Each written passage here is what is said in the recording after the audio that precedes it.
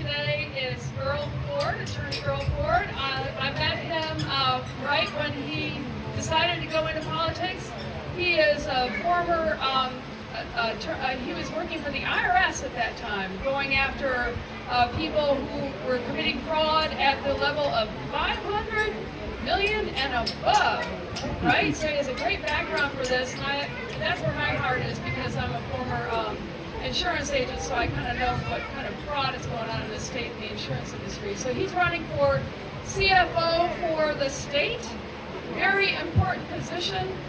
We've had a lot, in this state, homeowners insurance is probably the biggest issue for Floridians, and in fact, it's going up like 50% every year.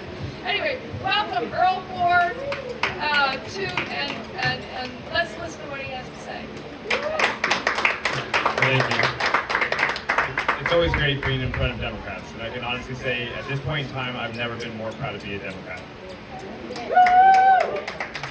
That being said, my name's Earle Ford. I'm running to be the next Chief Financial Officer of the great state of Florida. But like you, I'm here the same reasons you're here. I love my country, I care deeply about my community, and I want to fight for the things I love.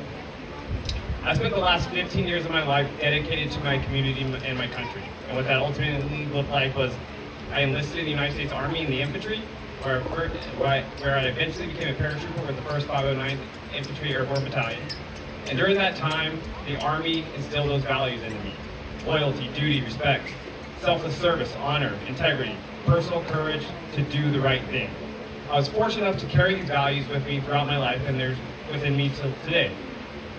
I doubled down on my commitment to my community when I went to law school for the first time. Well, I went to law school. And during that time, the first time I got politically active. I did voter protection, worked on the Hillary campaign, filing lawsuits to protect people's rights to vote. Given the results of that election, I did the only thing I could do, and that was go to work for the ACLU. And then ultimately, I worked at the Department of Veterans Affairs Office of Regional Counsel.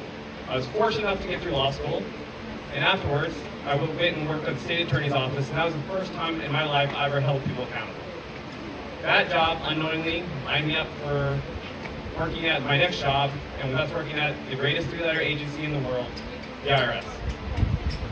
My time at the IRS was unique in the sense that I was worked in one of two programs that exclusively focus on the richest people in the world. I'm not talking about the 1%ers, what I'm talking about is the 0.1%ers. The poorest person I would ever deal with has had a net worth of $30 million. We dealt with the biggest of the big. I experienced Doge firsthand. I experienced bad government. I saw firsthand what good government looks like, but I also saw what bad government looks like. Experiencing Doge, seeing the attack on my colleagues, mentors, and my friends lit a fire under me, and it makes me want to fight, not only for them, but fight for you. I think I have a unique skill set for the CFO position. CFO has direct oversight of the insurance industry, the single largest issue in Florida. The other thing they have oversight is auditing. I'm an IRS guy. I love a good audit, right? Auditing opens up the books, and we can follow and see where the money's going, and see where the corruption's going, and see how the state's spending our money. Making sure the state spends money on programs that need it, our education, our poor. Making sure, not the donors, but making sure we're taking care of our people. Ultimately, what this looks like is first and foremost accountability, right? We need to hold people accountable, and that leads to enforcement. Using the office to enforce the law and make sure this doesn't happen again. I also want to make sure we open up the books and give unparalleled transparency to the average Floridians. These are nonpartisan issues. This is not ideological. These are issues that bring Floridians together. But finally, it's about values. It's something that a lot of politicians are not talking about. It's about having leadership with real values: decency, empathy, compassion, and respect. And that's what I hope to bring to Tallahassee. Thank you. Thank you, Earle. All right.